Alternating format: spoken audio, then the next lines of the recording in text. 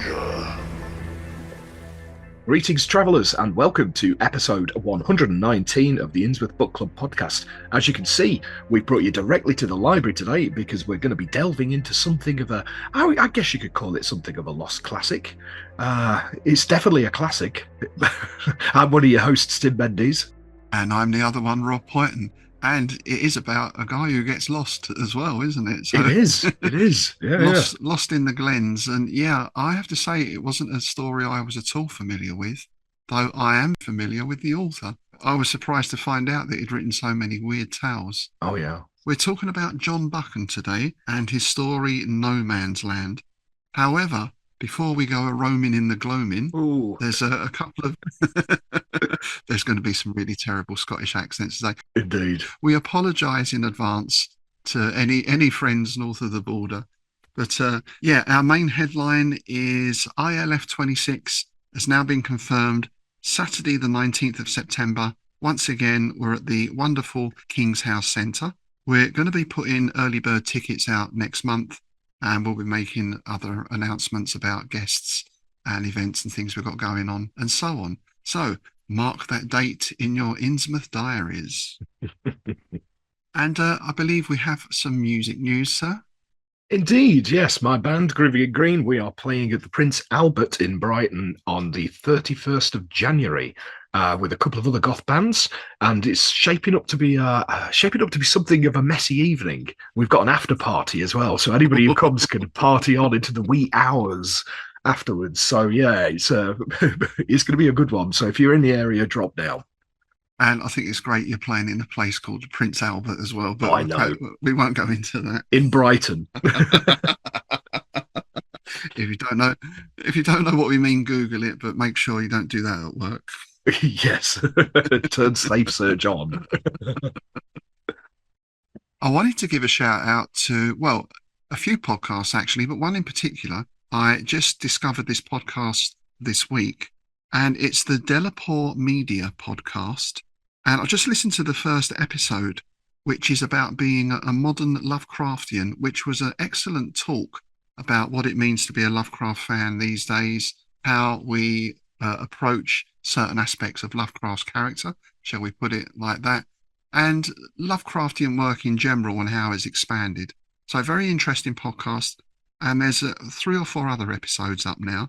The presenter is a keen Call of Cthulhu player, so there are some role-playing game aspects in there as well. But yeah, very interesting. The Delaporte Media podcast, we'll put a link to that up below. And while we're on the subject, I thought we'd just give a shout out to some of our other podcasting colleagues and friends as well, such as the good friends of Jackson Elias, the People's Guide to the Cthulhu Mythos, 30 plus minutes with H.P. Lovecraft, and I'm happy to see that the Appendix N Book Club has started up again. They've had a little break, but they're back. And in the latest episode, they're looking at Carl Edward Wagner's Dark Crusade. So I'm looking forward to listening to that one. Nice. Yeah, that's a podcast we both appeared on in the past, isn't it? So yeah, well worth delving into that one. While we're on the subject of podcasts, I just want to shout out to my other podcast, The Monster in My Bed, where myself and Zoe Burgess look at all things weird monster romance in movies specifically. And we will have a new episode coming out in about a week or something like that, when I finished editing it. And that we are looking at Species 3. Oh, wow. I've not seen that one. I've seen definitely the first one. I think the second one as well.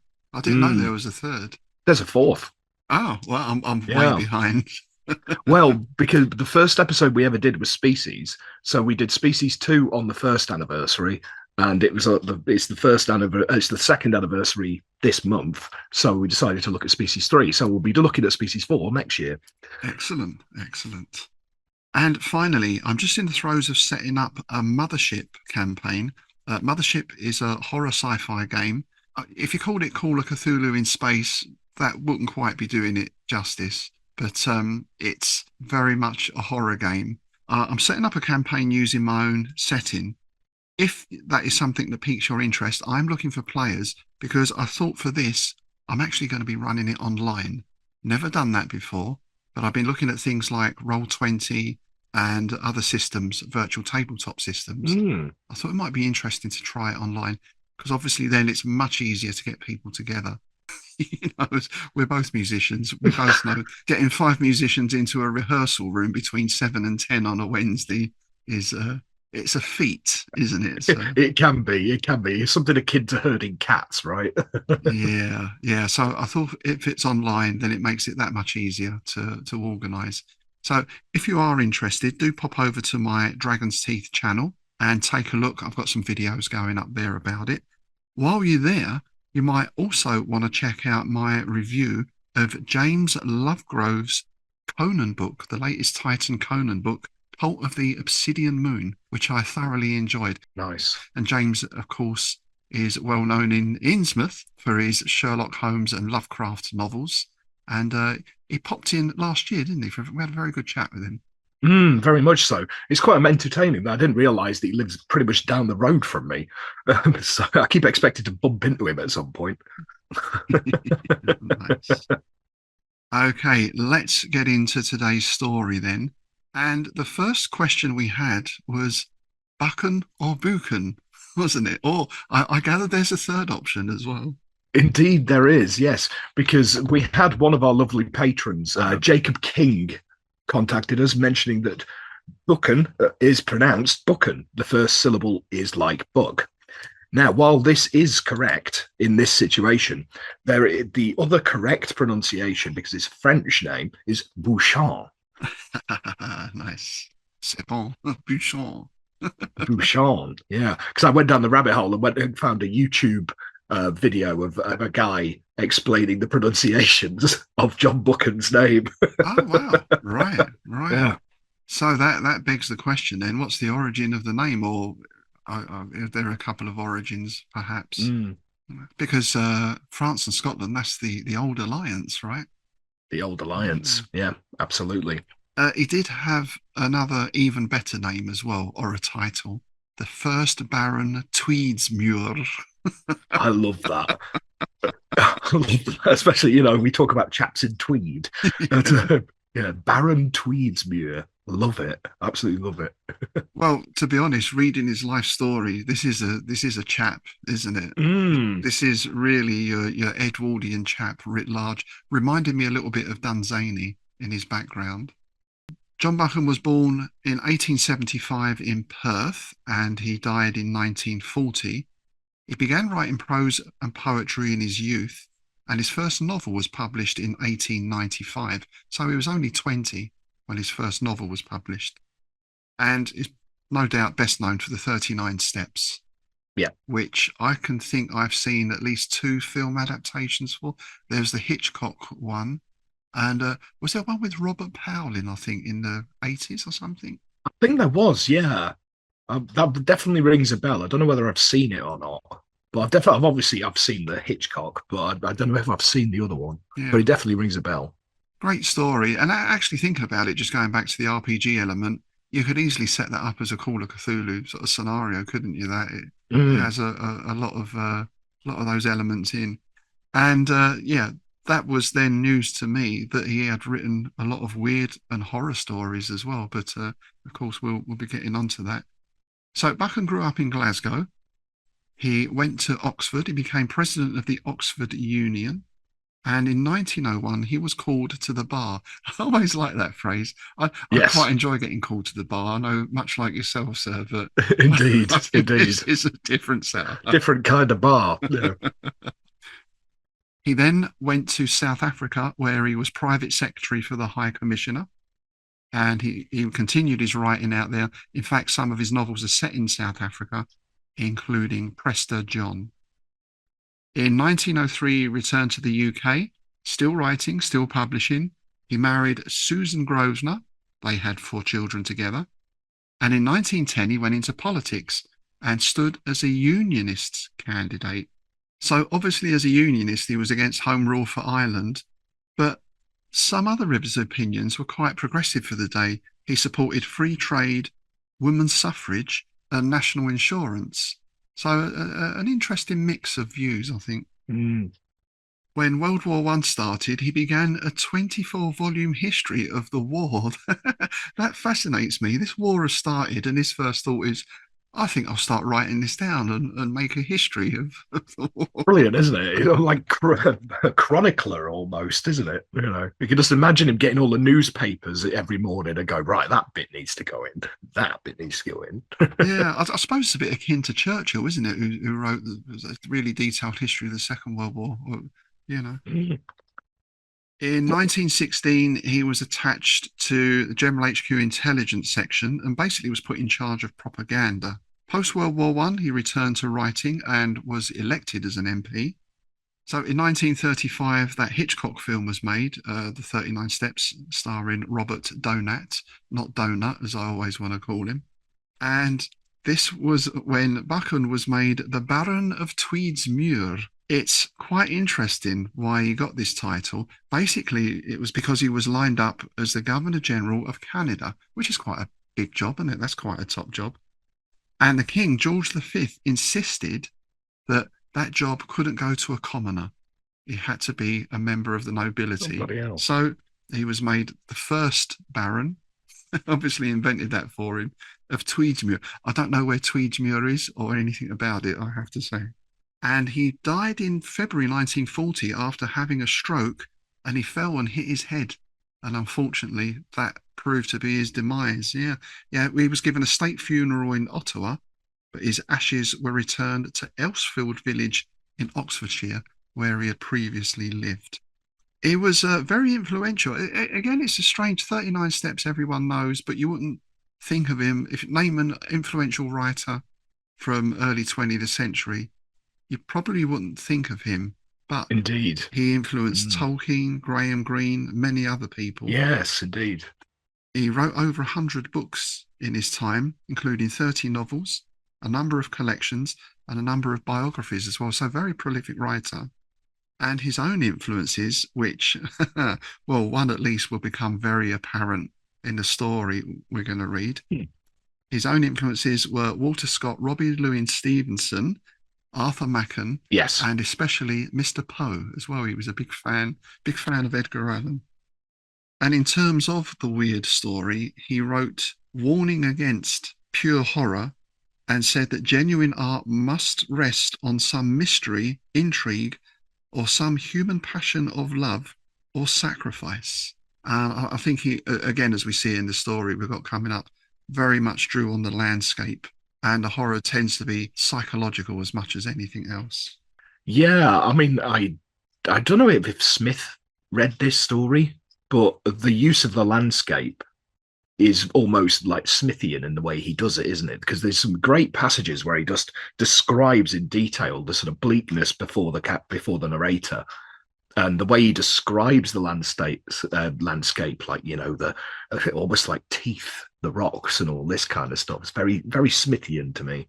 Yeah, I mean, we know that Lovecraft was a fan, definitely, because Lovecraft wrote about it. And again, I know we mentioned Lovecraft in terms of Machen, but I think the Dunwich Horror shows elements of both Machen and possibly Buchan as well here. Yeah. Because this story was written like before Lovecraft and Smith got going, really, wasn't it? Oh, yeah. Yeah. I wasn't sure when it was actually written because I had a question regarding Robert E. Howard, which we'll get to later. Oh, right. But it was written quite a few years before they started. Yes, indeed, because it was written in 1898 while Buchan was at Oxford. And he was your typical struggling student at this point, and he was struggling to make ends meet. So he basically wrote a bunch of weird horror stories and sent them off to various publications to make ends meet while he was at university. This is how he sort of survived, which is kind of cool, really. And this story was published in the January 1899 edition of Blackwood's magazine. So, are you ready for a little diversion here? Because I had a look into this. It's quite an interesting little publication.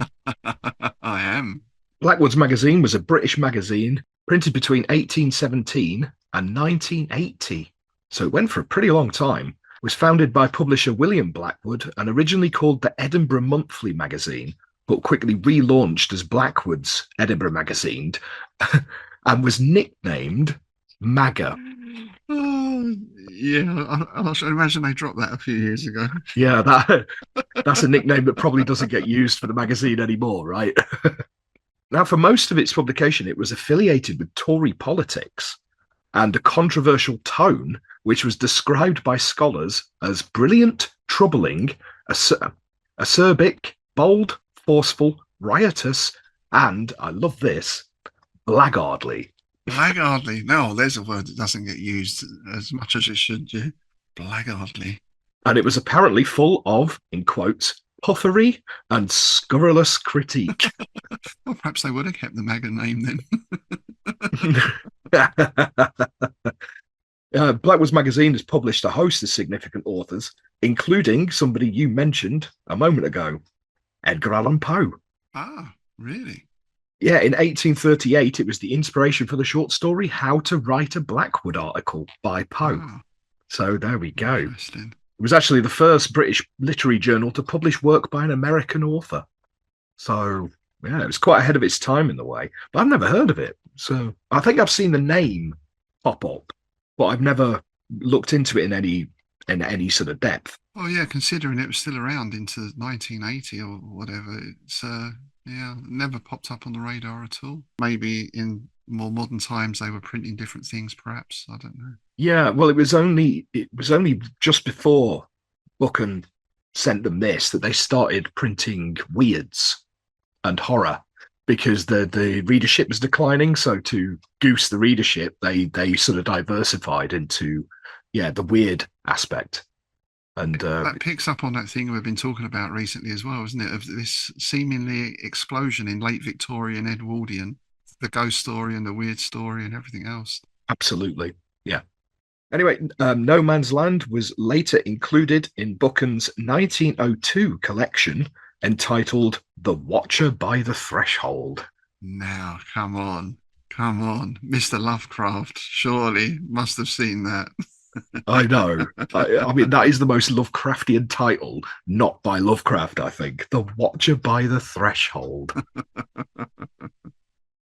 So this is a fairly long story, and I think to some extent, as with many of these stories, James and Lovecraft and everything else, the protagonist, who we find out quite late in the story, quite near the end of the story, is called Mr. Graves, which is an unfortunate name in some ways, but perhaps quite apt in a sense. And yeah, it feels like the character is basically a cipher for Buchan because he's a keen hunter, a fisherman. He enjoys tramping around in the Scottish hills. Are they the Highlands?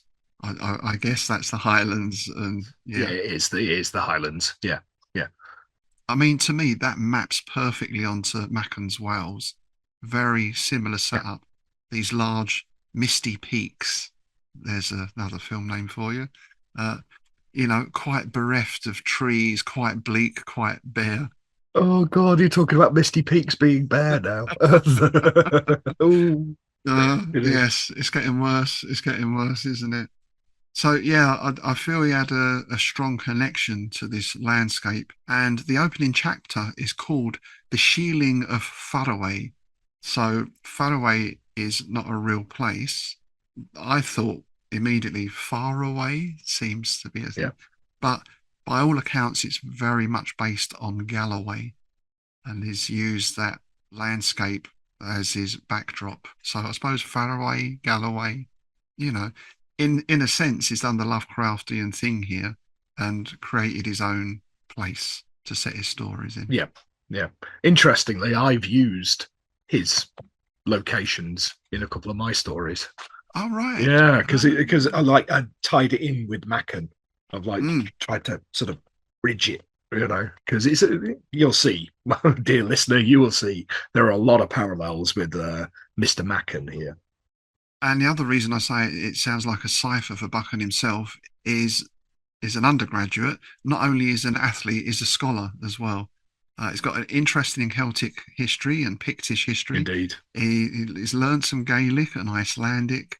So it's very much that chap who, is a scholar, but, he knows how to go fly fishing and bag a brace of pheasants as well. Indeed. Yeah. One thing that becomes clear when you get into this story is that he knows how to turn a phrase, doesn't he, Mr. Buchan? There's a line here in the first paragraph that I wanted to pick up on. It was yet early April, and before me lay 4 weeks of freedom, 28 blessed days in which to take fish and smoke the pipe of idleness. Nice, isn't it? Yeah. Smoke the pipe of idleness. I love it. That's brilliant. And I suppose there's that Smithian aspect here. And I know Smith was after this, but something we always mention with Smith is with the Smithian landscape, it starts off verdant and picturesque. But as you look closer, these disturbing qualities begin to emerge. And Buchan really nails that here. East and west and north, in every direction save the south, rose walls of gashed and serrated hills. It was a grey day with blinks of sun, and when a ray chanced to fall on one of the great dark faces, lines of light and colour sprang into being, which told of mica and granite. But then we get the silent vanished peoples of the hills seem to be stirring. Dark primeval faces seemed to stare at me from behind boulders and jags of rock. The place was so still, so free from the cheerful clamour of nesting birds, that it seemed a temenos sacred to some old world god. At my feet the locks lapped ceaselessly, but the waters were so dark that one could not see bottom a foot from the edge. On my right, the links of green told of snake-like mires waiting to crush the unwary wanderer. It seemed to me, for the moment, a land of death, where the tongues of the dead cried aloud for recognition. Oh, it's nice, isn't it? If you've ever been in the Highlands, because my family, half of my family at least, are from up that way, Arbroath and that area. So I've spent quite a bit of time out there, and you can walk for miles and miles and not see another person, right? Which is all fine and dandy in the middle of a summer's day when it's sunny and you can see where you're going. But as soon as that sun starts going down, you start getting that, oh my God, I'm in the middle of fucking nowhere. And it all becomes a bit bleak then, and you're scratched at by heather and the midges come out and, so. Furtive rustlings in the undergrowth. Exactly. Yeah. Well, that again is something we've touched upon before. How in the UK you can be 10 miles from the A1, but you're suddenly in the fens, or you're up on Dartmoor, or north, south, east, or west, whichever way you go, you end up at the fringes of it in these incredibly bleak landscapes, very haunting landscapes quite often. Yeah, absolutely. Yeah. And they're all alive with folklore, aren't they? Each of them has its own folklore. Yeah, all of them. And it's always the thing, right? You go in a pub, you find a pub in a tiny little village, right? And there's always the yokel knowledge guy who was quite happy to tell you that where you're going to walk is apparently, home to some kind of cryptid, or, I mean, up there like Sawney Bean and all this, right? The cannibal clans and all that. Yeah. And Sawney Bean was something that certainly came to mind reading this. And obviously it ties in with Machan and the Picts and Robert E. Howard's Worms of the Earth and everything else, all in that same area. I guess it's an earlyish example of folk horror, really. Yes, and I think you could probably say that most of Buchan's weird fiction it all drew on folk tales and things like that. So along with Machan, he was sort of an early proponent of, weird folk horror. And this strand, if you like, is introduced very early on, where he talks about a pupil of his at St. Chad's, who's the son of a small landowner on the Aller, which is the local river to where he's walking. And this young man tells him, I believe there are traces, and more than traces, of an old culture lurking in those hills and waiting to be discovered. We never hear of the Picts being driven from the hills. The Britons drove them from the lowlands. The Gaels from Ireland did the same for the Britons, but the hills were left unmolested. We hear of no one going near them except outlaws and tinklers. I'm not sure what tinklers are. Tinkers, that's a misprint in your thing, because in mine it's tinkers. Well, that makes sense. Yeah, because I was thinking you go there to have a tinkle. Yeah. You've discovered a typo. Well done. I'm glad to know it's not just me who does that then. And then we get into this story of the brownie. This is, I guess you'd call it the local goblins or boggarts or fairies, or it's the small people, but this is quite a distinct version. And this ties in very much with Howard's depiction of the Picts in the Bran McMorn stories, for example. They're sort of squat, brownish, quite hairy people. And in fact, the origin of the brownie was in some mad belief in the old race of Picts, which still survives somewhere in the hills. So that legend, if you like, is charted up until 1756. And after that, it seems to die out, well, at least amongst scholars and the people who don't live in the area. We're back to that again. This is very much what we get in this as well, because even when he starts seeing stuff, we still get that denial. Oh, this is, it's this or that. Always listen to the locals. Oh, yeah, the shepherd dude, right? He should have just listened to the shepherd dude. Because he goes into great detail of like, yeah, you can go down there, there's some good fishing down there, but do not go up there. We get some very specific stories as well. So it's not just vague legends, but we hear about disappearances of women and children. And one relates to a very particular cottage, a lonely shearling. Oh, a shearling, by the way, is like a hut, like a shepherd's hut in the hills. I always thought of it as a bothy or a bothy, that kind of building, which I believe even now you can go and stay in up there, right? You can spend the night in the bothy. Why you'd want to do that, I don't know, but people obviously do and have terrifying nights in some cases. This particular one tells of the lonely shearling called Carrick Fay. But even as the guy is telling him this story, he says, but at this point I had risen in protest and made to drive the young idiot from my room. So we're getting all this foreshadowing, and even at this stage, all this nonsense, Yeah, because I mean, some of these stories are pretty grim, right? There's one about a little cottage on the roadside in Glenalla. A labourer's wife had been found pierced to the heart, and look, kiddies going missing, and all this. So it's all pretty heavily portentous stuff, right? Yeah, and it's all laid out there, isn't it? As we find out later on, this is pretty much exactly what's going to happen. So this brings us into the second chapter, tells of an evening's talk where he's arrived, well, on his way to the shepherd's cottage where he's staying, he does spy a ruined cottage. And as he's looking at this, he hears this tremendous shout, and it's the local shepherd who's going to be his host for his fishing trip. He greeted me with the boisterous embarrassment which was his way of prefacing hospitality, a grave reserved man at other times. On such occasions, he thought it proper to relapse into hilarity. Nice. Yeah. I think he's very good at drawing quite short character descriptions as well that give you an instant image of that person. Yeah, because he's not describing his features in any sort of way, because your brain will fill that in. He's describing the personality, the demeanor. I mean, I think that's far more effective than going, he had a long aquiline nose and an upturned mouth and all this. Yeah. Oh, right. Yeah. And the shepherd actually says to him, oh, that cottage. Oh, yeah, that's the place called Carrick Fay. Nobody's dared to live there for 20 years. Now, one thing with this story that did throw me off was the phonetic spelling. So that I've just said, nobody has dared to live there for 20 years.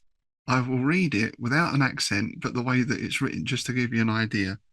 Naebody has dared to bide there this 20-year sin, but I see ye ken the story.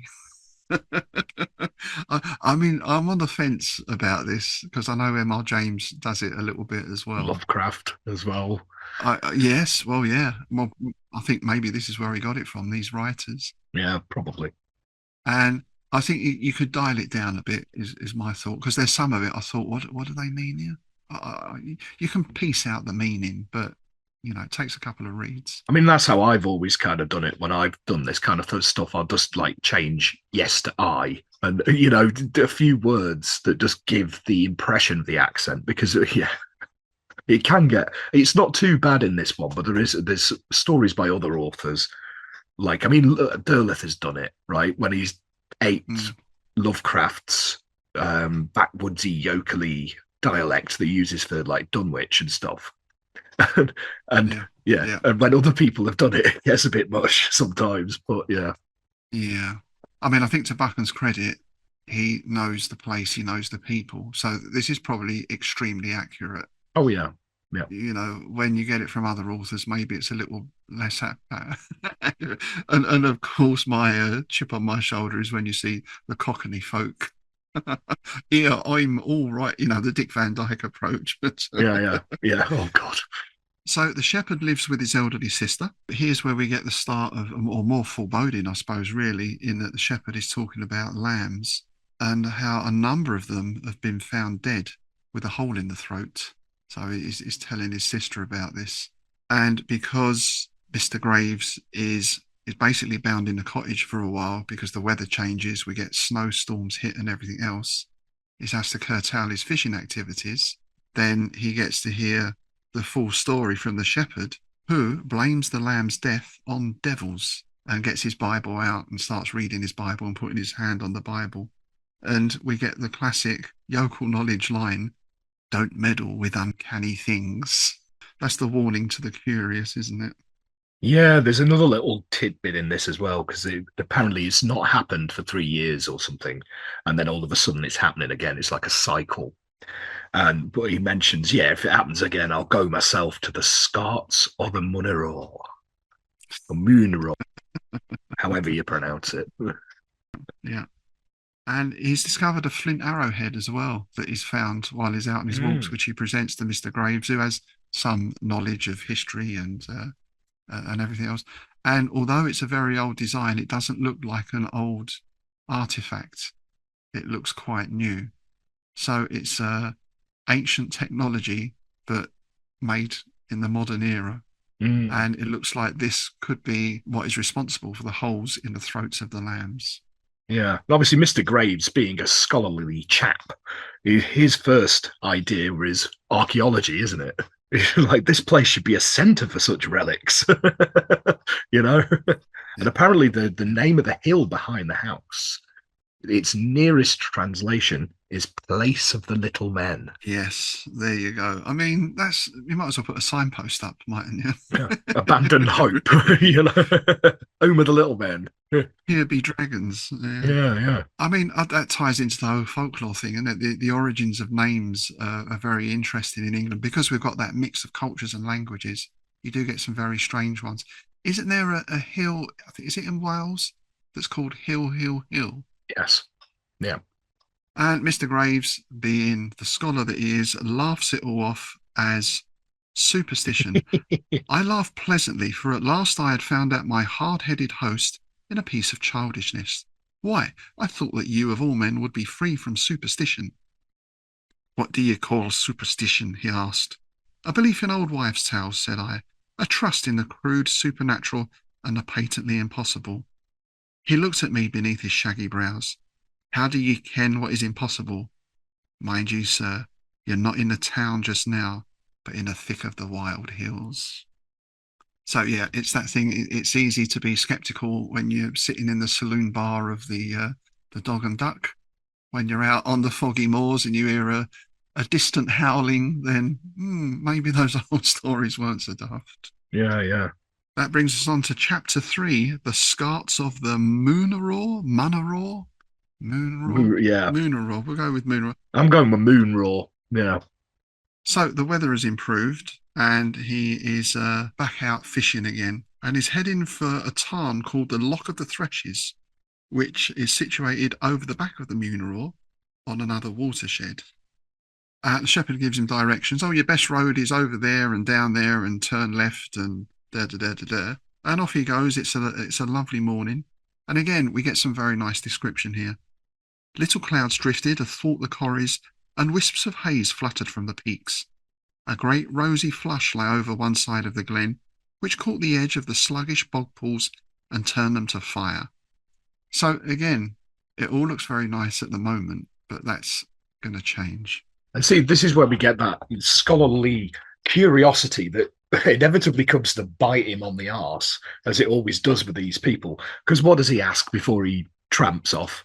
So where are the Scots of the moon roar that you keep going on about? And the shepherd points to the great hill which bears the name and which lies a huge mass above the watershed. So you know it's coming. He's going to end up there, right? Yeah, he gets kind of drawn to it, doesn't he? He thinks, well, I can just, I'm sure I can just pop it this way. This is the fatal mistake when you're out rambling or walking, right? Oh, look, if we cut across there, I'm sure we can. And then suddenly you're in a woods and you're heading the wrong way and it's a dead end and all that stuff, I mean, even just walking around London, you can do that. Linda's done that to me several times. Like, oh, but I think if we take this path, I've got to the point of going, no, we're sticking to what the OS map says. Yes, always stick to your map. Yeah. Because he decides to go up onto the hill, but before I got to the top of the hill, I had repented my decision. When I got there, I repented it more, for below me was a dizzy chaos of grey. There was no landmark visible, and before me I knew was the bog through which Calde's water twined. I had crossed it with some trouble in the morning, but then I had light to pick my steps. Now I could only stumble on, and in 5 minutes I might be in a bog hole, and in 5 more in a better world. So it's getting a bit grim, isn't it? Oh, yeah. I mean, the thing is, it can be quite treacherous out there hiking because, yeah, like he's on about, there is like your peat bogs and all that kind of stuff. We all remember which adaptation of Hound of the Baskervilles is it? Where the horse and everything ends up in the peat bog and all that. Oh, yeah. I can't remember. Is it not the Peter Cushing one? It might be. It's either the Peter Cushing or the Jeremy Brett. Yeah. But I always remembered that scene because it was really well done. Yeah, and horrible as the poor thing slowly sinks. Yeah. So basically, he gets totally lost because all sense of direction goes. Is cold, is wet, is miserable. I was lost with a vengeance, and at the thought I began to be acutely afraid. So suddenly that scholarly veneer has fallen away. It doesn't take much, does it? Bit of fog, bit of rain, fall into a stream, a bit wet, No. And he actually slips and falls over. And in a way, this saves him because he falls and he ends up on the edge of a precipice. So had he continued walking, he would have likely gone over the edge. And things just get worse and worse because he's walking now. It feels like he's crawling down the face of some battered rock and now wading in the long dripping heather. The soft rain had begun to fall again, which completed my discomfort. His back aches, is out of breath, and then we get, suddenly from the blankness, I heard a sound as of human speech. At first I thought it mere craziness, the cry of a weasel or a hill bird distorted by my ears. But again it came, thick and faint, as through acres of mist, and yet clearly the sound of articulate speaking men. And he shouts out to them, which I can't help feeling might have been a bit of a mistake, but I suppose is desperate at this stage, right? Yeah, but as soon as he does that, he knows his mistake, right? But the sound ceased, and there was utter silence again. Still I waited, and then from some place much nearer came the same soft mumbling speech. I could make nothing of it. Heard in that drear place, it made the nerves tense and the heart timorous. It was the strangest jumble of vowels and consonants I had ever met. So that's very Lovecraftian as well, isn't it? Because that had the description. That's how he always describes the babble of the deep ones and things like that, isn't it? Yeah, and I love this phrase as well. He thought perhaps it's some maniac talking Jabberwock to himself. Yes, nice. I liked that as well. Tis brillig and the slidey toes. Yes, indeed. That happens in many a boozer up there when they get all the whiskey, I think. People start talking Jabberwock. So he shouts out again, despite his misgivings, and then he sees, through the mist, there appeared a figure. It was little and squat and dark, naked apparently, but so rough with hair that it wore the appearance of a skin-covered being. It crossed my line of vision, not staying for a moment, but in its face and eyes there seemed to lurk an elder world of mystery and barbarism, a troll-like life which was too horrible for words. He fails his sun roll here, doesn't he? He just turns and runs shrieking up the hill. He loses his shit pretty quick. Oh, yeah. Well, I love this line that describes this sun loss. The shepherd's fear came back on me like a thunderclap. Well, that's a really nice line, isn't it? Yeah. So he flees. He falls over, of course, and slips and goes down the slope into a soft, marshy hollow, and is laying there. It's all gone quiet, and he thinks, "Oh, maybe I just scared myself." But then they gather around him. I thought that was a great moment. How scary is that? You just think you're safe. You're on the floor. You have a little rest, take a little breather, and then you can see the camera angle, right, of him looking up into the sky or into the mist, and And them these coming over. faces. Yeah, Yeah. yeah. It's very cinematic, isn't it? It's yeah. And these things basically bundle on him and he loses consciousness, which takes us into chapter 4, the darkness that is under the earth. We're getting Robert E. Howard now. Yes, indeed. Yeah. Yeah. You can see how this would have influenced them guys, right? You can definitely see it. Mm. So it's almost like he has this little dream of being out on the moors with the sunrise and bird song and everything else. It's one of those things, isn't it, where something wakes you up. You are having a dream about what wakes you up, but your brain interprets it in perhaps a more pleasant way than the reality. It can also work the other way. It's like I remember one of the worst nightmares I ever had. A sort of dog-like creature clamped its jaw around my calf in my dream, right? And the pain woke me up because I had cramp. So Wow. my brain, my subconscious brain, equated a cramp in my calf muscle to being bitten by a crick, like a sort of beast of bodmin type thing. That's cool. That's cool, and Yeah. that's quite a good description of cramp, isn't it? It Mm, was it was though the beast of Bodmin Moor had seized my calf in its serrated jaws. exactly. That's it. Yeah. Oh, no, I'll write that down. That's quite a good That line. was a good line. Yeah, yeah. That's what actually inspired me to write the story, The Hollow Hills, which, funnily enough, was the first one I wrote about sort of little people living under the earth thing. You know, it was one of my first forays into this thing. And that's what sparked it off. But I've got to write something about the Beast of Bodmin. You know? Absolutely, absolutely. So yes, he actually comes to in a large cavern with a fire blazing at the middle of it. That was the twinkle of sunlight that he saw. Around me, a few ragged shapes of men without clothing, shambling with their huge feet and looking towards me with curved beast-like glances. The first crazy terror had subsided, and now I felt mainly a sickened disgust with just a tinge of curiosity. And I like this little connection he draws here. I found that my knife, watch, flask, and money had gone. There you go, they're cockneys. But they had left me a map of the countryside. It seemed strange to look at the calico with the name of the London printer stamped on the back, and lines of railway and high road running through every shire. Decent and comfortable civilization. So it's that thing we spoke about earlier. You're only half hour's drive from Glasgow or something, but this is a totally different world. Mm, yeah. He hears them speaking again. He can't really understand what they're saying, so he tries a little bit of Gaelic out. It's sort of reasserting himself here. He's got a bit of a grip, hasn't he? And I think the scholarly mind is sort of back in control now. Yeah, I mean, he's been tied up and all the rest of it by this point. So I guess he's kind of like, well, if I can engage them in conversation, I might be able to wheedle my way out of this. Mm, You know, I guess that survival instinct kicking in. yes, surely they're reasonable chaps. Yes, indeed. But this is where it takes another turn.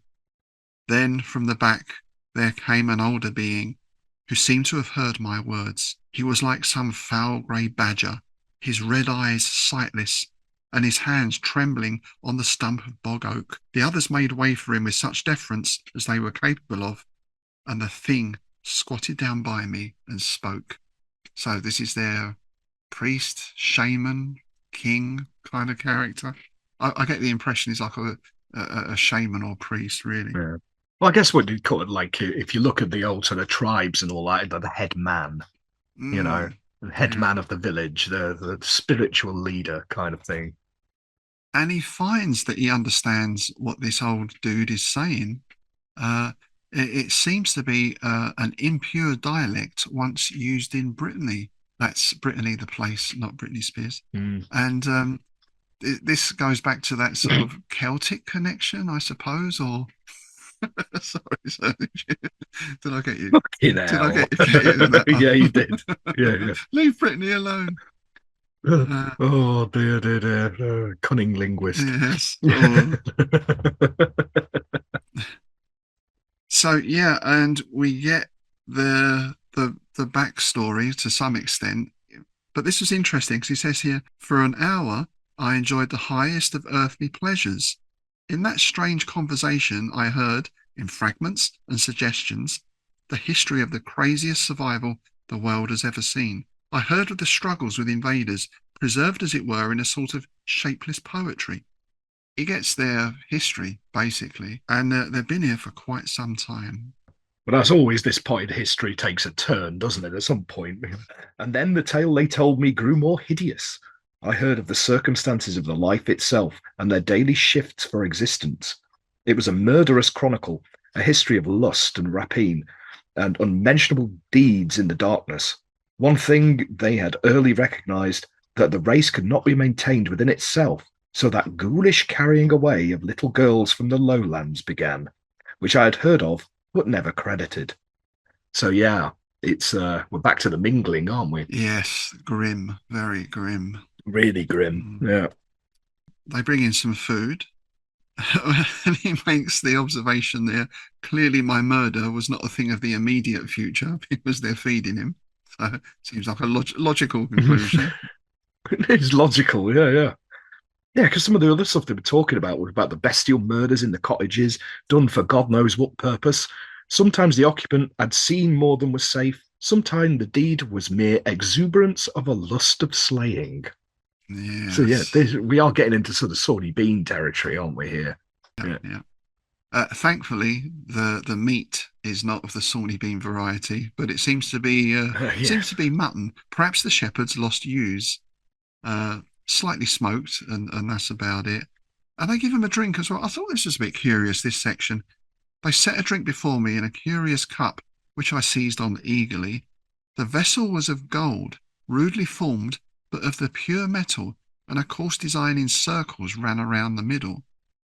So I didn't know there was gold in them there hills. So apparently this is the thing. People will go up there searching for gold panning as well. Oh yeah, I think they still do it up there, you know. The people still pan up there, yeah. So, Oh, pan, oh yeah, pan. I didn't think of yes, that. Yeah, yeah, yeah, yeah. I think it was one. I think it was Billy Connolly's world tour of Scotland that he did. That like, where he basically travelled around Scotland and it was interspersed with clips of his live stuff. Really interesting show. But I'm pretty sure there was gold panning in that. hmm. And this drink is very nice. It was like no wine I had ever drunk, and yet I had known that flavour all my life.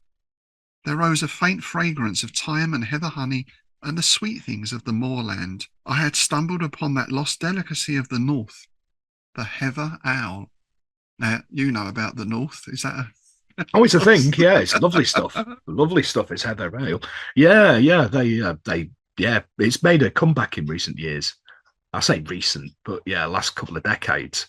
Because it's actually quite easy to brew because it carries natural yeast. uh, So you get your heather, you whack it in your water and with a bunch of sugar and just leave it, and it'll ferment. Yeah. easily done? Yeah. So, yeah, and then he asks about the gold, which they quite openly talk about the gold in the hills of the quarries where the sand gleamed and abysses where the rocks were veined.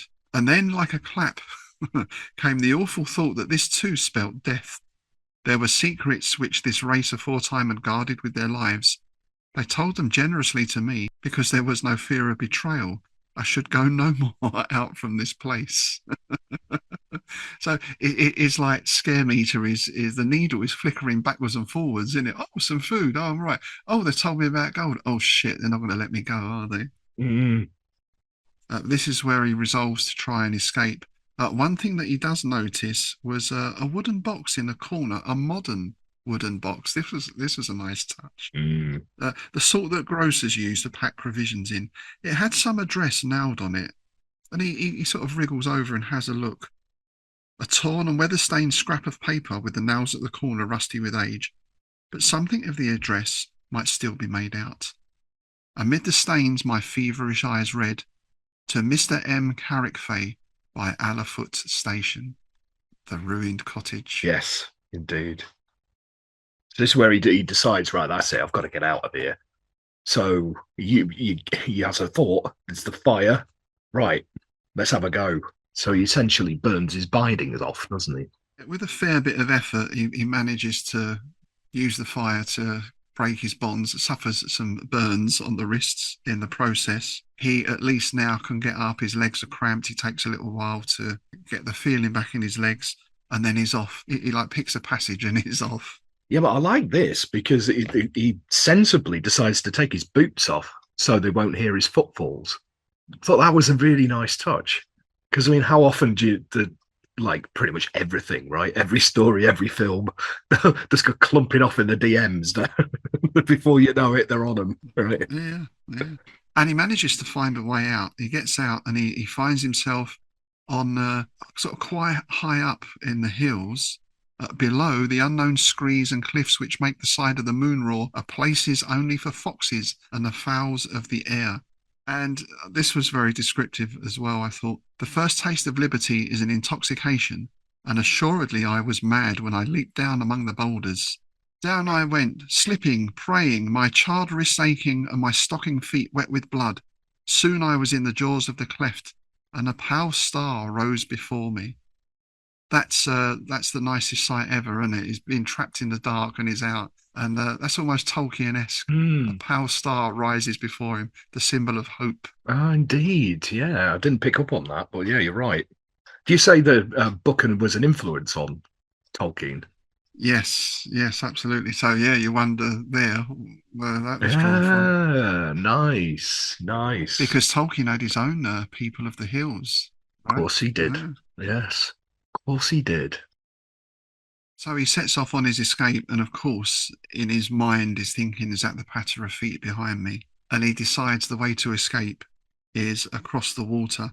So he's at the loch's edge. He tears off his coat and he's going to swim for freedom, perhaps figuring that they won't follow him into the water.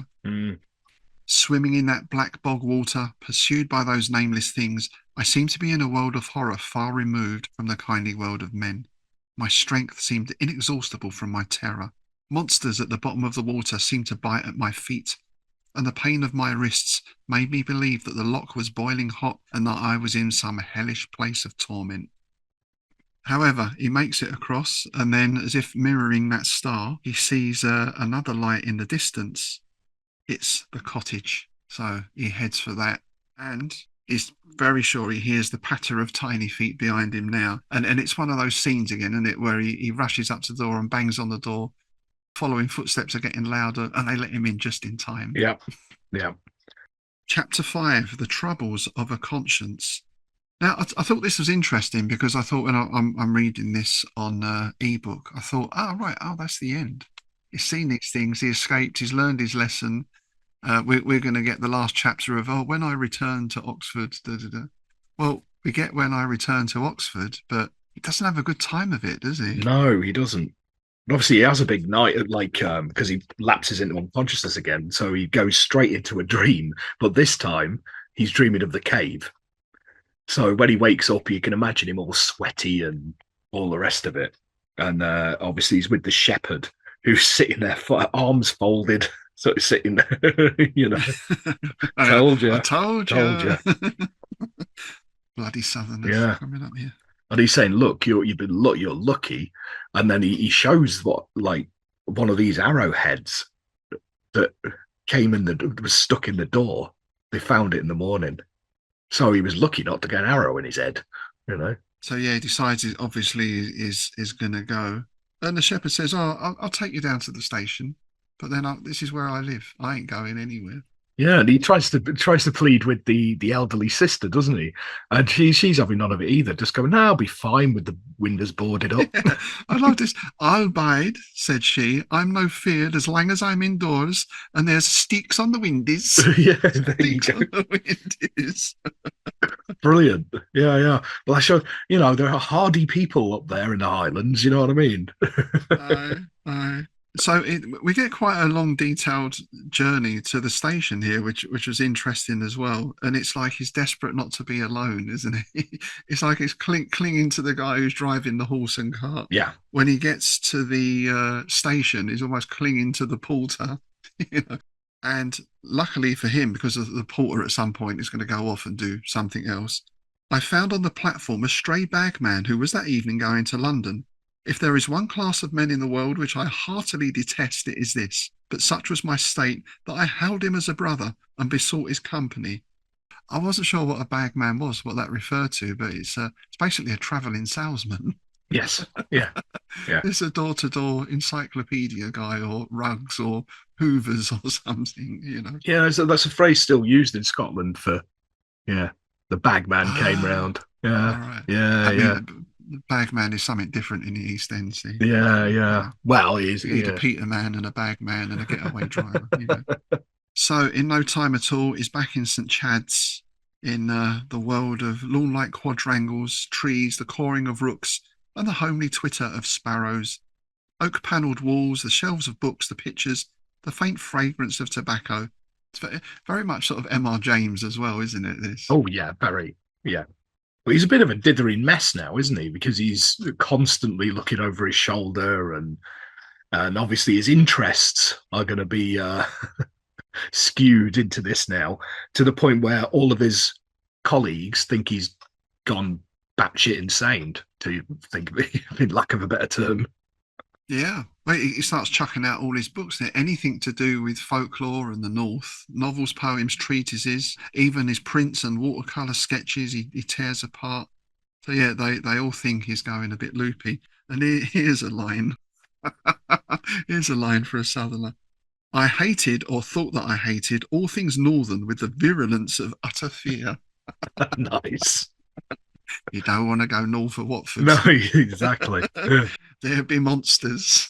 Well,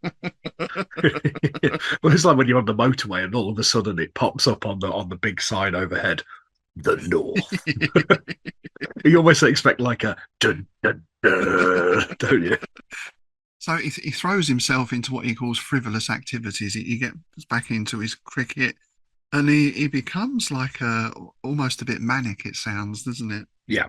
But then he starts to get this other aspect come through, which is very chap, I suppose. No cunning affectation could ever dispel my real nature or efface the memory of a week. I realised miserably that sooner or later I must fight it out with my conscience. I began to call myself a coward. Cowardice, it seems to be a thing very much of its time. It's like the white feather sort of setup and all that sort of thing, isn't it? Chap's got to do what a chap's got to do. Yeah. And the whole in Westerns, if you called somebody yeller, that was like the worst insult you could do it, right? You know, you yellow belly Yeah. thing, right? Oh, Back to the Future. Yeah. Yeah. Calling Marty McFly a chicken. There you go. There you go.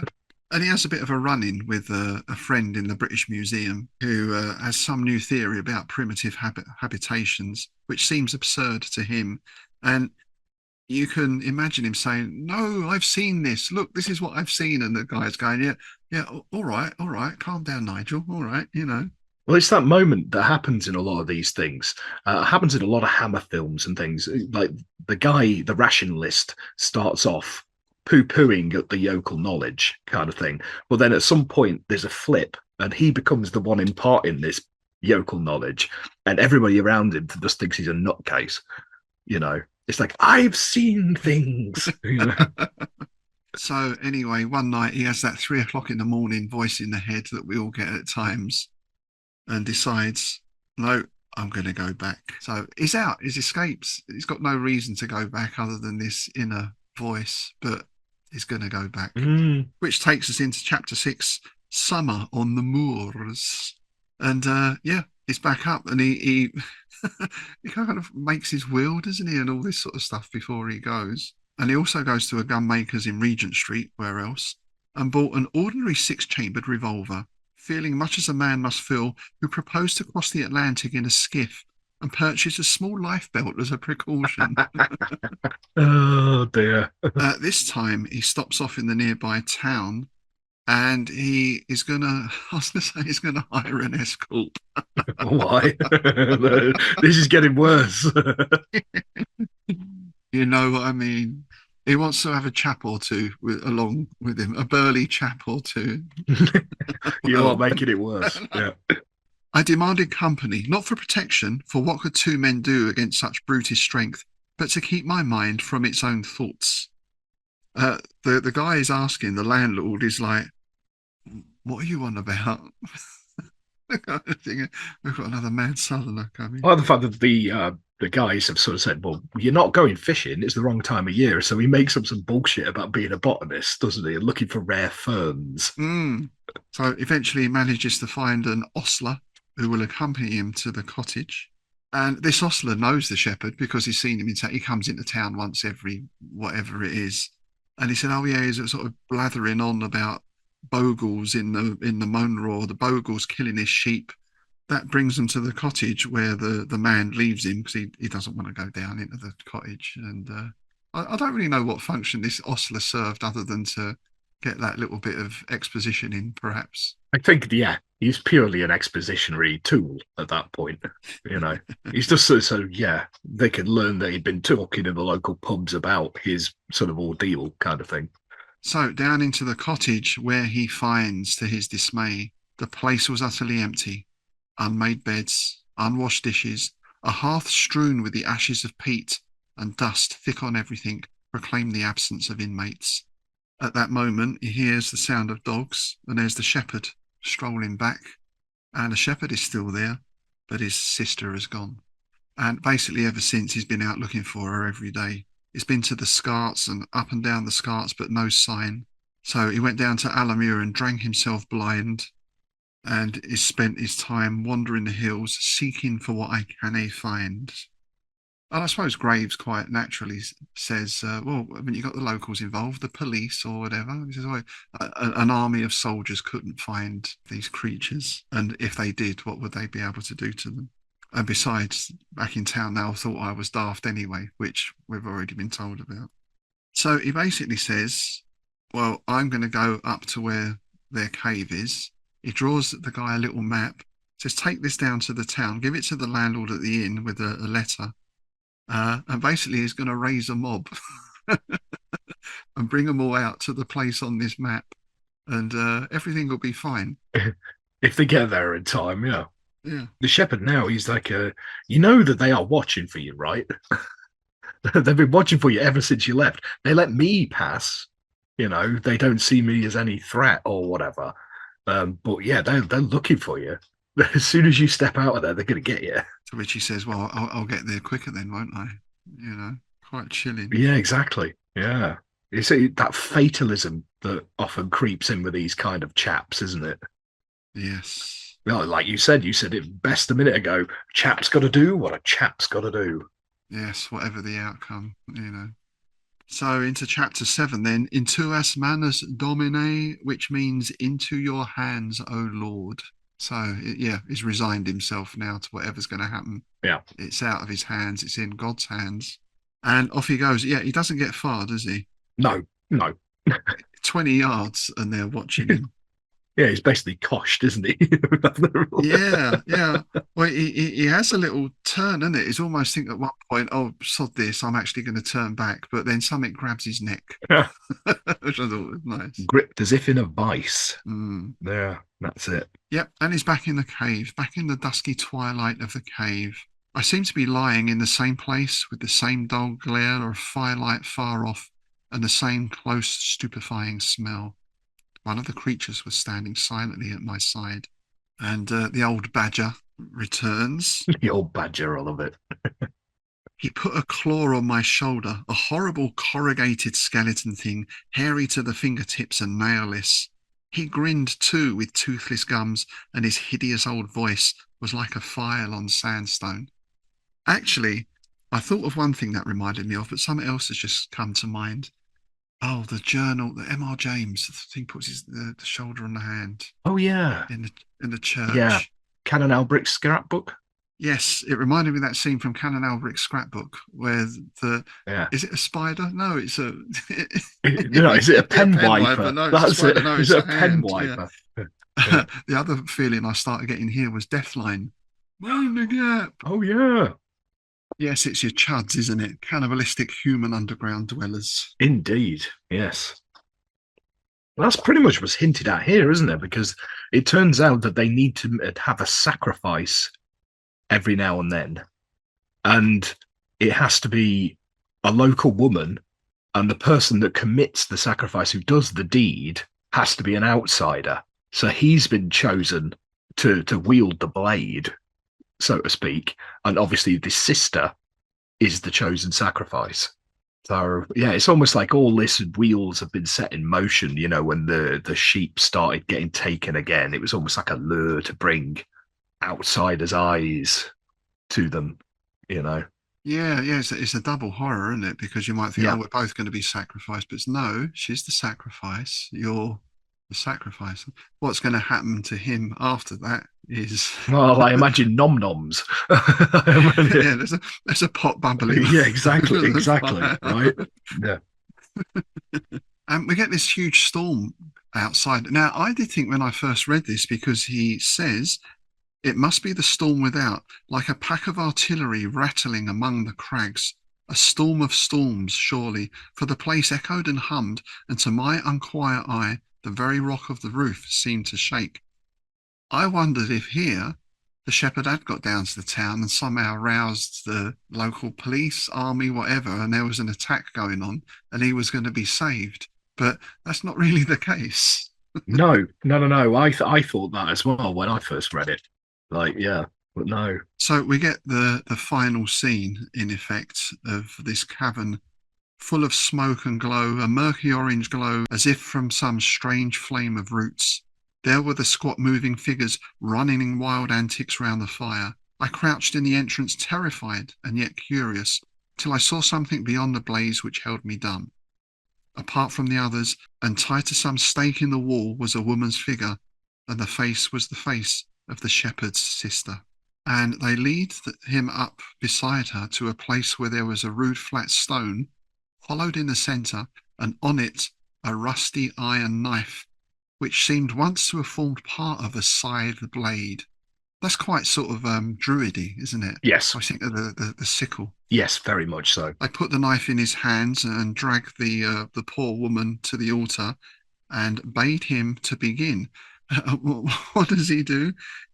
He cuts through her bonds and frees her. Yes, Now, luckily, they haven't taken his gun, which is a bit fortuitous, because when they see him do this, they make a rush for him. So now off he goes. I sent a bullet through the right eye of the first thing. The second shot went wide, but the third shattered the hand of an elderly ruffian with a cruel club. Elderly ruffian. I love it. Yeah, And is basically going into his fighting. Well, he's not fighting for his life because he knows he can't do anything, but he's going down fighting, isn't he? He's going to give a fair account of himself. absolutely. Luckily, the woman knows that there's a road at the back, because it all starts caving in now, doesn't it? It's there's a landslide, which yeah, obviously brought on by this storm. Yeah, yeah, and she grabs him. She almost saves him now, really, because the roof starts coming down. Yeah, yeah. She drags him out, and they start climbing. I cannot tell when we first came to the surface, but I remember the woman, who seemed to have the strength of extreme terror, pulling me from the edge of a crevasse and laying me on a flat rock.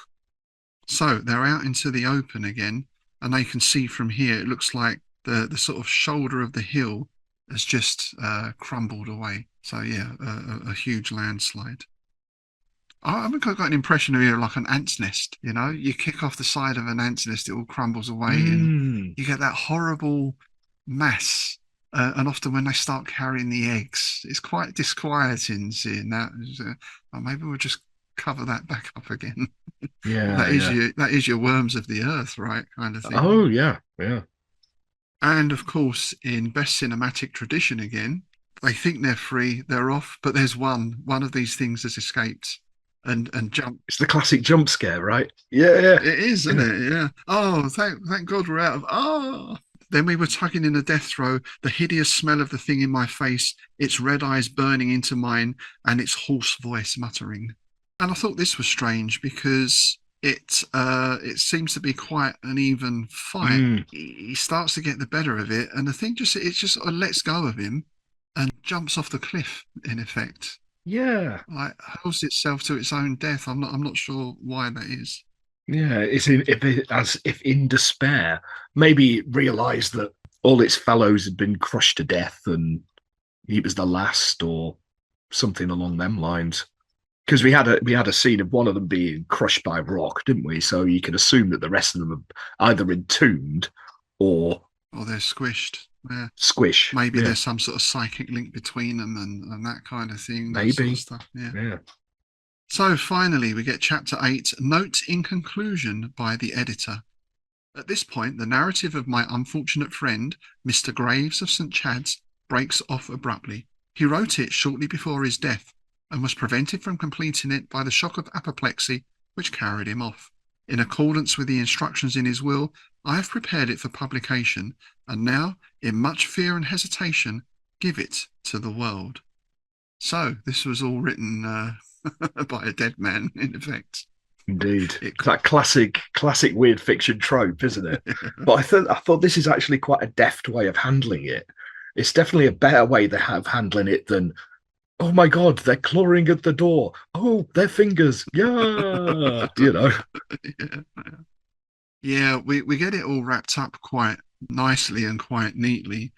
Turns out the shepherd did get down to the town and did come back with a body of men, but this incredible storm had filled the mosses and streams. They couldn't get into the place. Basically, it sounds like everything's flooded. They do get back to the cottage where they find a raving woman, the shepherd's sister, who seemed crazy with brain fever. She recounts this story of her escape, but says nothing about Mr. Graves. So when the storm had abated, they go out looking for him and eventually find him that evening, alive but unconscious. And it was clear that he was indeed very ill. Basically, it took 3 months to recover from this. Mm. But it was an old and feeble man who returned to Oxford in the early winter. This was quite a grim part as well. Yeah, I was going to bring this up. Yeah. It's pretty grim, isn't it? Yeah. The shepherd and his sister immediately left the countryside and were never more heard of, unless they are the pair of unfortunates who are at present in a Scottish pauper asylum, incapable of remembering even their names. Whoa. The frontal lobotomies, perhaps, Yeah, bit of the old, what's it, treatment, the electric treatment gone on there. Oh, yeah. Trepanning. Yeah, or just so gone, shattered by the experience that they've totally lost it. Yeah. So yeah, not a happy ending for them either. And Graves spends a couple of years, right? Is around for a couple of years before his death. No one takes him seriously. He's trying to tell people about this and explain it. And an account of his experiences, which he drew up for the Times, was refused by the editor. And his essays are unanimously rejected by every responsible journal in Europe. This does nothing for his mental health, of course. Just drives him deeper into despair, I suppose. I like the name of one of his essays. Again, it's one for you lot down south, isn't it? Primitive peoples of the north. You've got electricity up there now. I feel like I should be on the front cover giving the thumbs up. Prime example. Exactly. Dictionary definition. Not like the sophisticated people of Newham at all. Yeah, and that's it. Because he's died, in his will, it said that this account should be published, but it's probably just the ravings of some harmless moorland adventurer in the company of a religious maniac, the shepherd and his sister. It's all sort of written off again in best weird tales style, right? No one ever believes that the person that the things that they end up getting arrested or in the asylum or just written off. Unreliable narrator trope 101, isn't it? Yes. And it finishes with that alone which could bring proof is buried beneath 1,000 tons of rock in the midst of an untrodden desert. It's nice. The description of the place as a desert, that's very interesting. I think it's a very effective story. It's been one of my favorites since I read it. I must have read it about 7 or 8 years ago or something like that. Was the first time I read it, and I ended up having to get this book that I was going from today, Collected Supernatural Stories of John Buchan, which was released originally in 2012, Benediction Classics, Oxford.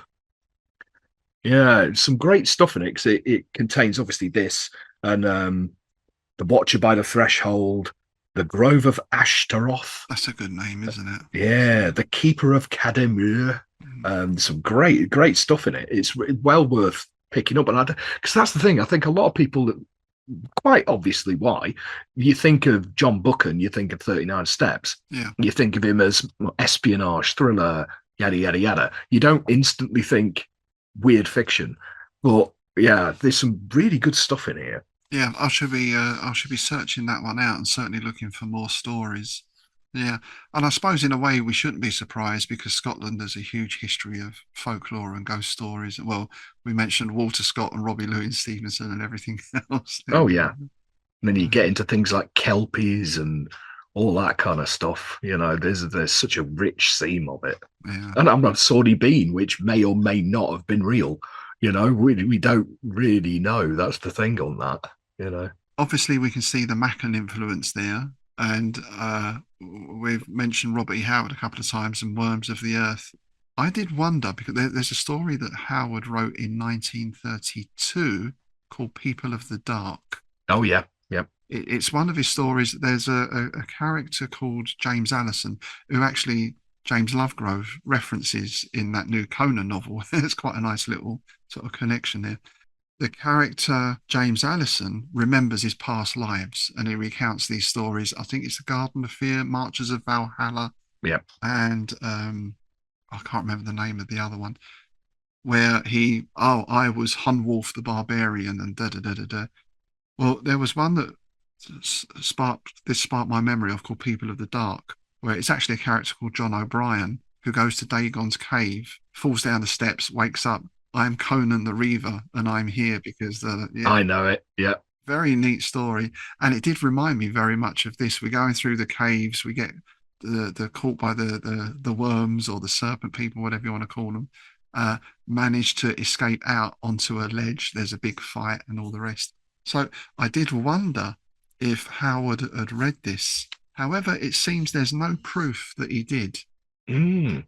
Because he never mentioned it in his writings to Lovecraft, and this was the sort of thing they'd kick backwards and forwards. We do know that Lovecraft was a fan, though, because Lovecraft does mention Buchan. I don't know if he's in the supernatural essay. I think he may be, because I mean, I discovered the story through something like that. It might not have been that, but it was in something that somebody had written talking about great horror stories.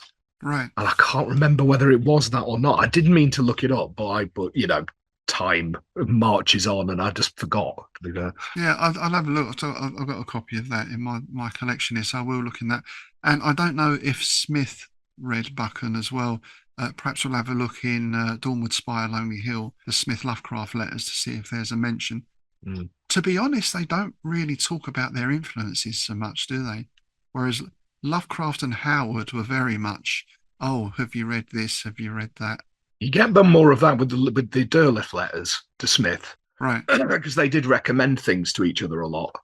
And like Derleth especially, because I guess he was an editor as well, wasn't he? So he was reading a vast amount of contemporary stuff and older stuff. And he would go, oh, have you read this, and this? And Smith would then go, yes, no, no. And he'd go off to his mate in San Francisco that owned that bookshop. Oh, yeah. And see what he could rustle up. Yeah. And we do have that great letter from Lovecraft where he said, this is my library, and there's like 6 pages of books. I'll have a check through that as well. Lovecraft's library. There's a podcast idea.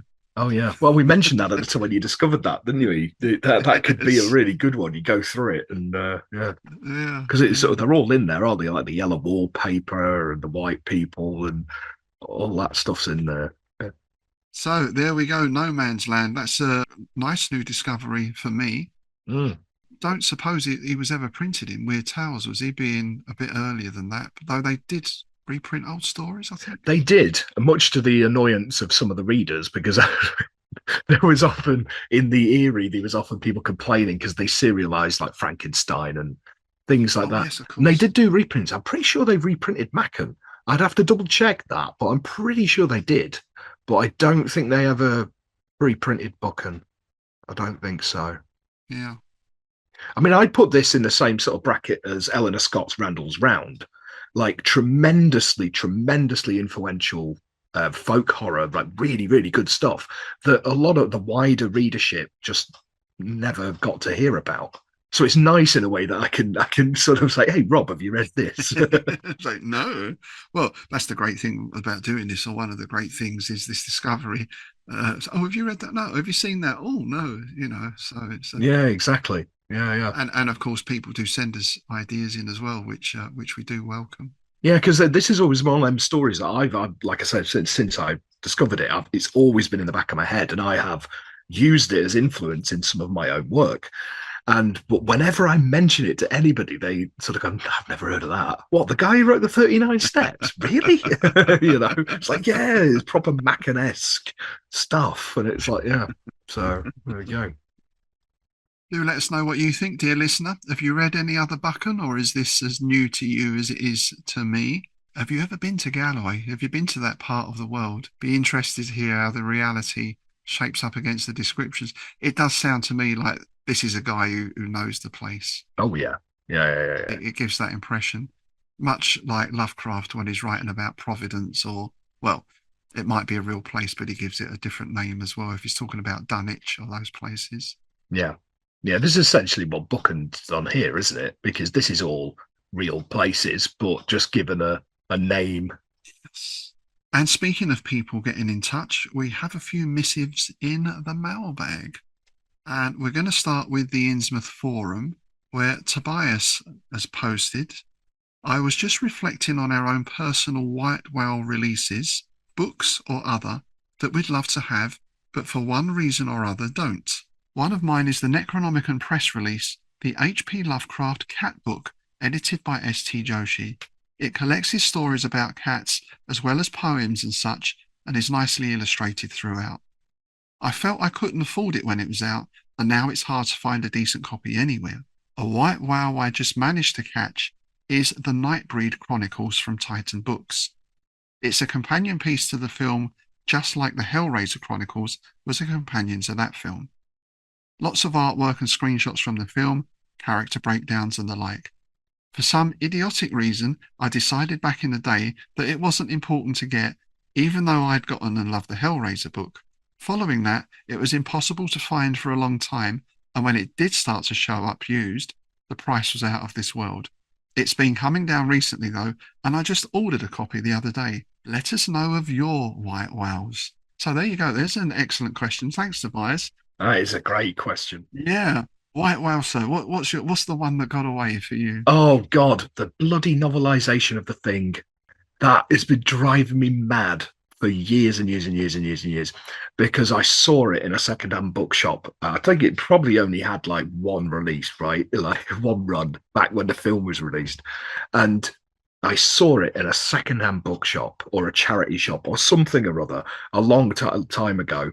But I didn't buy it because I was sort of in the middle of moving house, and I was a skint, and everything was in boxes, and I didn't want to buy any more tat to have to do it. And I thought, oh, it's fine, I'll see it again. And I've never seen it again. And I'm kicking myself to this day about that. And I think now, as Tobias says, sometimes you can find these things on Amazon and eBay, and they're like 85 quid or something. Well, funnily enough, that Lovecraft Cat book, because that's one I didn't know about it when it was first released, but that's one that I looked at not that long ago, because I was looking at some of those releases, because there was the one about like the Lovecraft Christmas, Lovecraftian Christmas, which had all the stuff, and I want to get hold of that. Yeah. And I was looking at that at the same time, but yeah, like eBay, and you're looking at like 60, 70 quid or something ridiculous. I know, which if we were Call of Cthulhu dilettante type characters would be a mere trifle, wouldn't it? Oh yeah. But what's yours? Have you got any white whales then, Rob?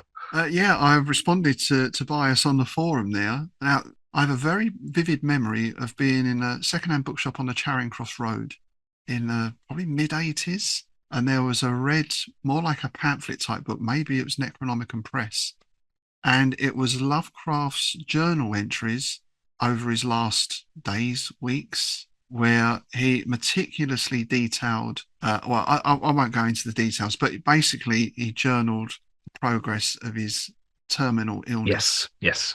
And I remember flicking through it and putting it back down. And this would have been quite cheap back then, probably a couple of quid or something. And I always thought after I should have got that, but never did. And again, I've never seen that since.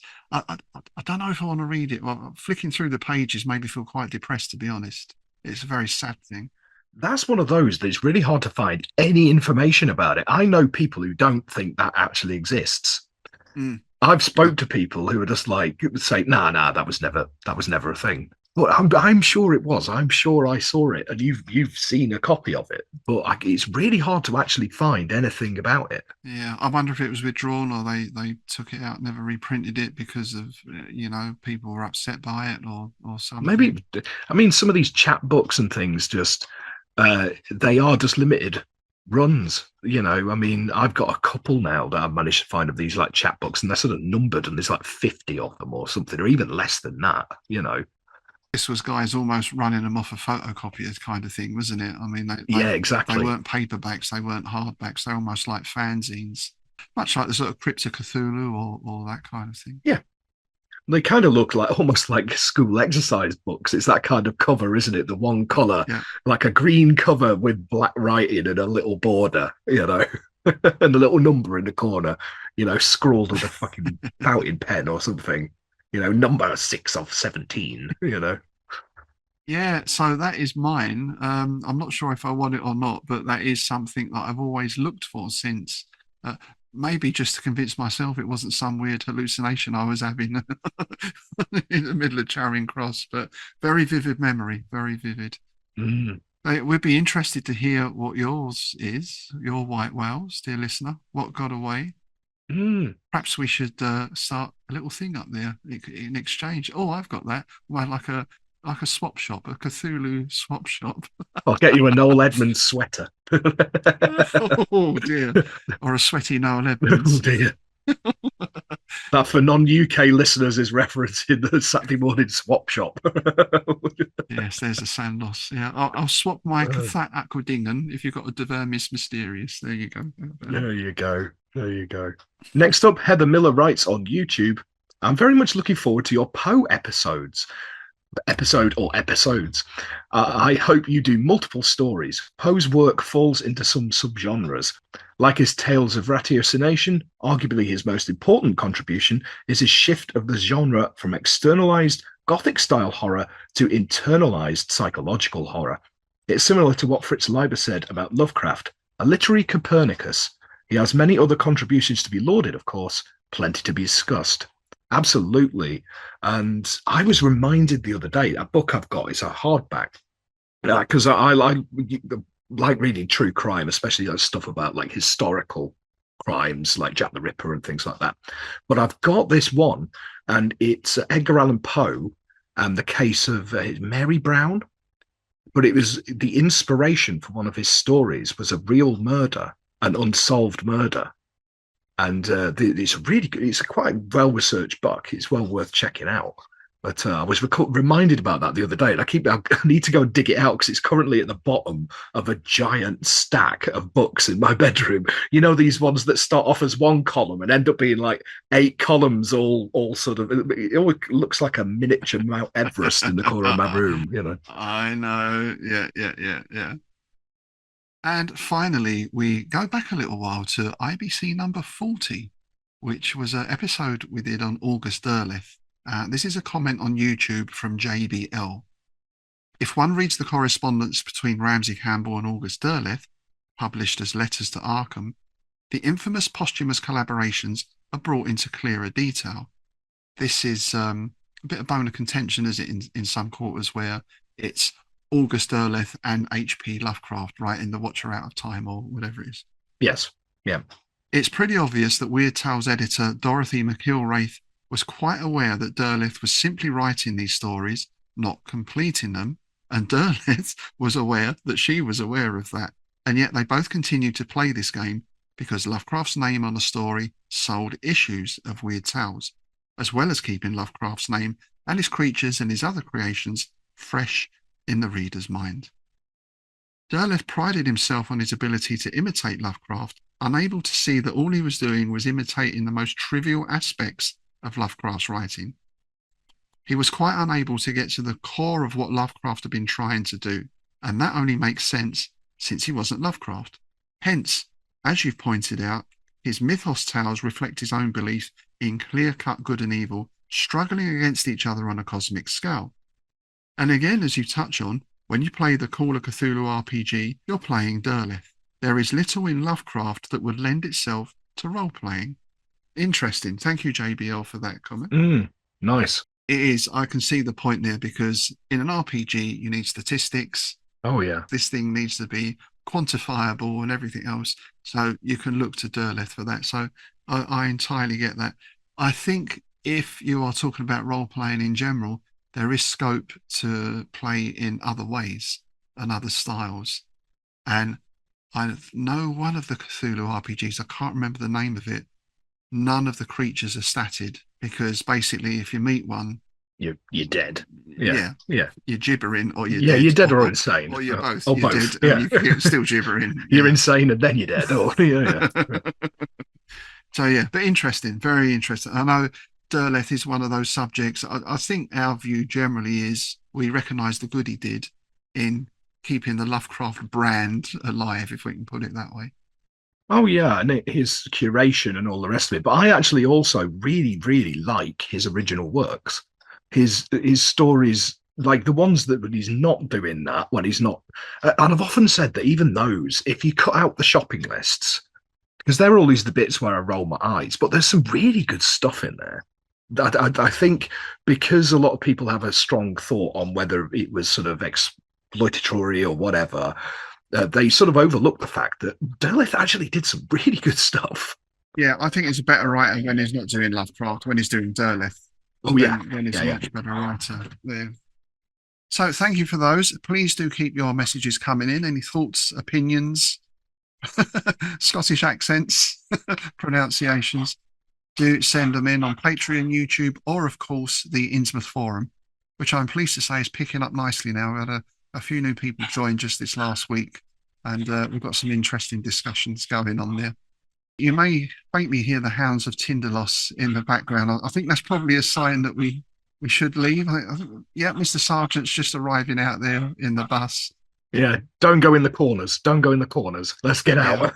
Let's get out. Avert your eyes. So just very quickly before we go, what are we doing next time, sir? Next time we are, drum roll please, we are going to be doing another Patreon exclusive, and it is our final excursion into the fungi from Yuggoth. We got there eventually, Rob. yes, the thing that we thought we could do in 2 episodes has taken 10, I think it's number 10. I think it's 10. Yeah, something like that. I've lost count. I can't believe we stupidly thought we could get through that in like 2 episodes. Yeah. Well, that's us for us. If we knew how much work was involved in some things, we probably wouldn't start them. So it's better that we just blindly press on in true Lovecraftian adventurous style. Yeah. Ignorance can get you quite a long way sometimes. Can't it? Yeah. Ignorance and bloody mindedness are always a winner for me. My 2 biggest strengths. All right. Thanks for joining us today, folks. As ever, we welcome your support. Please check out our Patreon page if you'd like to sign up and support the show. You get access to bonus content for the Innsmouth Book Club and Strange Shadows. You get a quarterly copy of Innsmouth News on PDF. And, of course, free entry to the Innsmouth Literary Festival. Remember, Saturday, September the 19th this year, back in sunny Bedford, or oddly moist Bedford, as it may be. Oddly moist. Yeah, oddly moist Bedford. At the Oddly Moist Centre. And we'd like to give an Innsmouth welcome to our latest new patron, Stephen Wall. Thanks very much for signing up, Stephen. Cheers, mate. So the hounds have gone eerily silent. I think on that note, it's definitely time to leave. It's goodbye from me, Rob Poynton. And it's goodbye from me, Tim Mendes.